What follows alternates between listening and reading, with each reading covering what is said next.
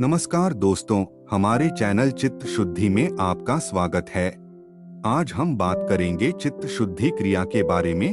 चित्त शब्द का अर्थ है मन या बुद्धि और चित्त शुद्धि का अर्थ है मन या बुद्धि की शुद्धि। दोस्तों, चित्त शुद्धि क्रिया बहुत ही सरल क्रिया है और इसे हम थोड़ी सी चेतना से साथ अपने जीवन में ला सकते हैं। आवश्यकता है तो सिर्फ कुछ तथ्यों को समझने की। चित्त शुद्धि के लिए आपको प्रतिदिन अपने समय में से थोड़ा सा समय चित्त शुद्धि के लिए देना होगा। योग शास्त्र के अनुसार योगा का उद्देश्य दिमाग के अंदर चल रहे विचारों को आराम देना या संस्कृत में हम इसे चित्त वृत्ति कहते हैं। हर इंसान किसी न किसी काम में लगा है और चित्त शुद्धि की सहायता से हम अपने जीवन को और आरामदायक बना सकते हैं। आज योग की सहायता से हम समझेंगे कि चित्त शुद्धि कैसे की जा सकती है। योग को 3 विभागों में विभाजित किया गया है: भक्ति योग, कर्म योग और ध्यान योग। तीनों योगों को हम जीवन के कुछ उदाहरणों के साथ समझने की कोशिश करेंगे और इनकी सहायता से हम अपनी चित्त शुद्धि कैसे कर सकते हैं वो भी जानेंगे। भक्ति योग। साधना जगत में भक्ति योग का विशेष स्थान है। भगवान के साथ संबंध जोड़ने के कारण इसे भक्ति योग कहा जाता है। भक्ति योग योग की विभिन्न शाखाओं में से एक है। इसको सर्वोत्तम माना गया है क्योंकि यह सबसे सरल और सुगम है और इसका अधिकारी कोई भी बन सकता है। भक्ति योग की साधना भाव रखने वाले साधकों के लिए अधिक उपयुक्त है। भगवत प्राप्ति के लिए ये सबसे सरल मार्ग है। आइए जीवन के कुछ उदाहरणों से इसे समझते हैं। हर मनुष्य जीवन में भक्ति करता है, किंतु भक्ति योग में आपका भाव मायने रखता है। आप किस भाव से भगवान को याद कर रहे हैं वो सर्वज्ञाता है, इसलिए आप उनकी भक्ति कर रहे हैं, या आपको उनसे कोई अपेक्षा है इसलिए भक्ति कर रहे हैं। प्रेम का अर्थ है किसी के लिए पूरी तरह से न्योछावर हो जाना और उसमें कोई मोल भाव नहीं होता। किंतु बदलते समय के साथ मनुष्य भक्ति योग का उपयोग अपनी इच्छा की पूर्ति के लिए कर रहा है, जिसके कारण पूर्ति न होने पर वो निराश हो जाता है और कुछ क्षणों के लिए वो भक्ति से विमुख हो जाते हैं। माला जप या नाम जप की सहायता से आप अपना ध्यान भक्ति में आसानी से केंद्रित कर सकते हैं और भक्ति योग के साथ जुड़ सकते हैं, किंतु ध्यान रहे ही उस समय आपका ध्यान भगवान की भक्ति में हो, न कि किसी सांसारिक क्रिया की तरफ। यदि हम अपना जीवन भक्ति भाव के साथ भगवान को समर्पित करते हैं तो संसार को देखने की दृष्टि भी बदल जाती है और अनावश्यक इच्छाओं में भी कमी आती है। हम अपने जीवन को पूरी तरह से अपनाते हैं।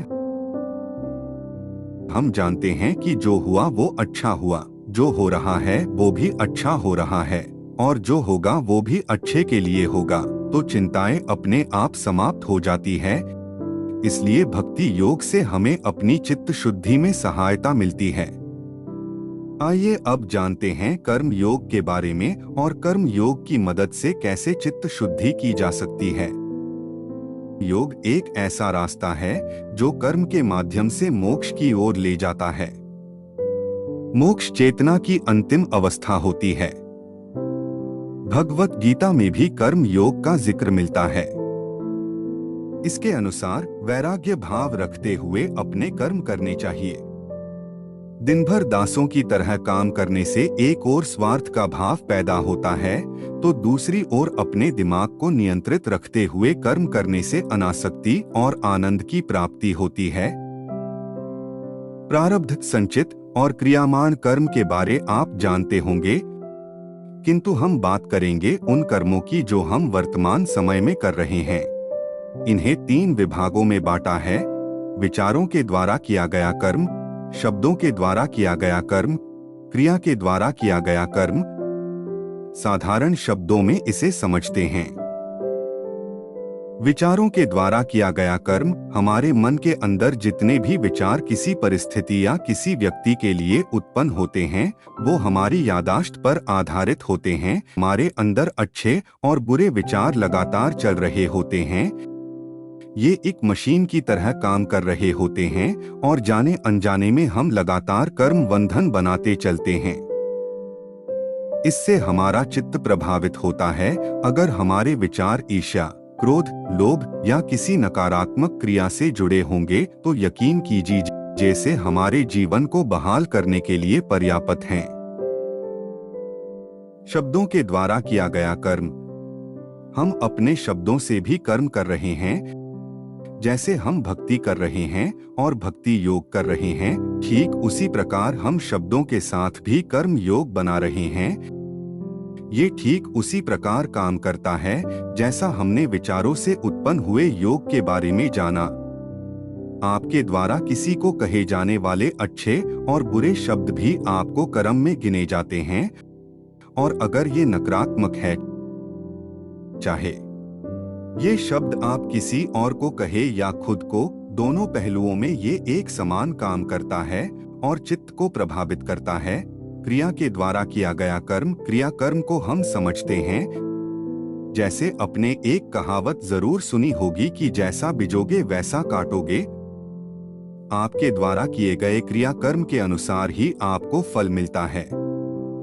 आप जो भी क्रिया करोगे आपको उसके अनुसार ही फल मिलता है। दूसरों के कर्म पर ध्यान देने की जगह हमें अपने कर्म के प्रति जागरूक होना चाहिए। इन सभी कर्मों के द्वारा हम जाने अनजाने में कर्म बंधन बना लेते हैं। इनमें शिथिलता लाने के लिए हमें माफी प्रार्थना का अभ्यास करना चाहिए। किसी को माफ करना और किसी से माफी मांगना।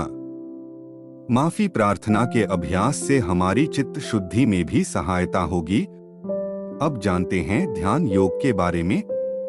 ध्यान योग एक ऐसा योग है जो हमारे अंदर एकाग्रता, संतुलन और हमारी सहनशीलता बढ़ाने में मदद करता है। ध्यान योग के अभ्यास के दौरान हमारे शरीर की आंतरिक ऊर्जा पर ध्यान केंद्रित किया जाता है। सभी मनुष्य या जीव जंतु, पेड़ पौधे एक ही ऊर्जा से बने हैं।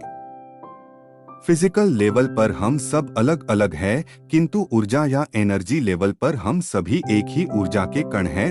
ध्यान योग में हमें सारा ध्यान अपने अंदर प्रवाहित हो रही इसी ऊर्जा पर ध्यान केंद्रित करना है। इससे हमारा मन काम भटकता है, हमारी मानसिक परेशानी कम होती है और जीवन की परिस्थितियों के प्रति हमें जागरूकता विकसित जाती है और हमें एक नया दृष्टिकोण प्राप्त होता है और ये हमारी चित्त शुद्धि में सहायता करता है। अगर आपको हमारा वीडियो पसंद आया तो हमारे चैनल को लाइक एंड सब्सक्राइब जरूर करें और बेल आइकॉन बटन को दबाना न भूलें।